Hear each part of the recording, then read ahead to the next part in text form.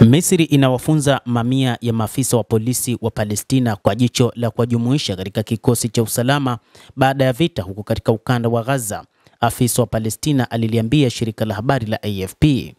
Waziri wa mambo ya nje wa Misri Badri Abdelati ametangaza mpango wa kutoa mafunzo kwa maafisa 5,000 wa Gaza wakati wa mazungumzo na waziri mkuu wa Palestina Mahmoud Mustafa mnamo mwezi Agosti.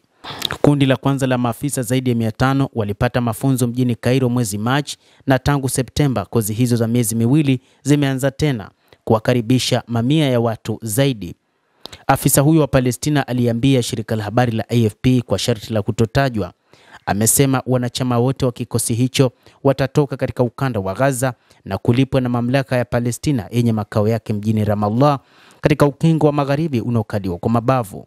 Nimefurahishwa sana na mafunzo. Tunataka kukomesha kwa kudumu kwa vita na uchokozi, na tuna hamu ya kutumikia nchi yetu na raia wenzetu, maafisa wa polisi wa Palestina walieleza, na mojawapo ni afisa mwenye umri wa miaka 26 ambaye amekuwa akizungumza. Hata hivyo, maafisa hao wanatazama namna gani wataweza kuimarisha ulinzi, hasa kutokana na mashambulizi ya mara kwa mara yanayofanywa na IDF katika maeneo mbalimbali, ikiwa ni pamoja na ukingo wa magharibi pamoja na ukanda wa Gaza.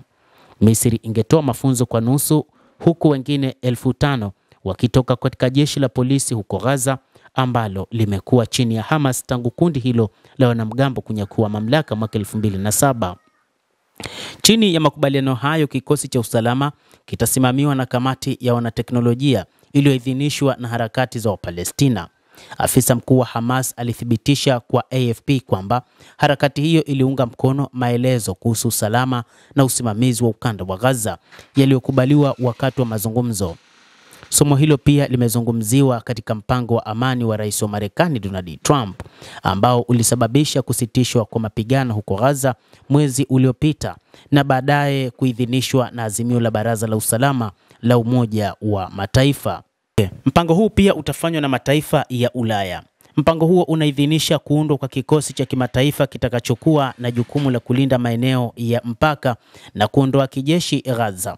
Umoja wa Ulaya unataka kutoa mafunzo kwa maafisa wa polisi wa Kipalestina 3,000 katika ukanda wa Gaza chini ya mpango sawa na ule ambao tayari unaendesha katika ukingo wa magharibi, afisa wa EU aliambia AFP.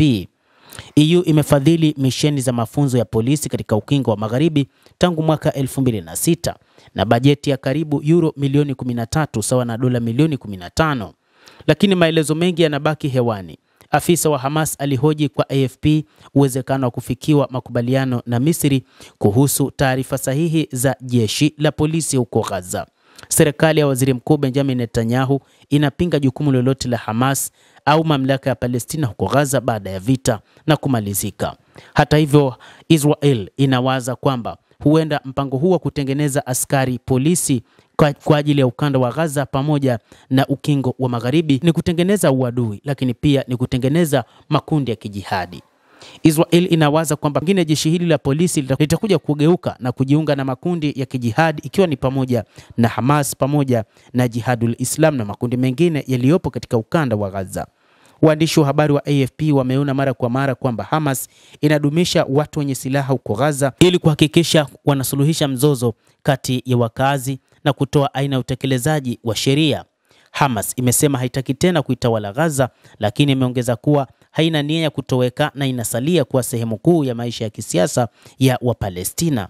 Kuhusu suala la upokonyaji silaha, Hamas imesema haipingi kukabidhi sehemu ya silaha zake, bali ni sehemu ya mchakato wa kisiasa wa Palestina.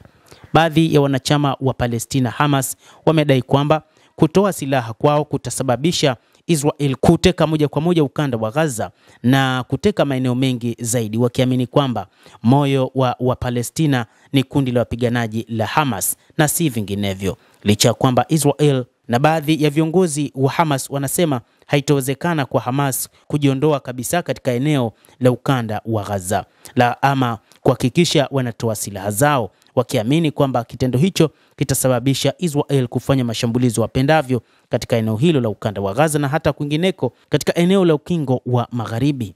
Endelea kutufuatilia na usisahau kulike, usisahau kucomment, kadhalika na kusubscribe channel yetu hii.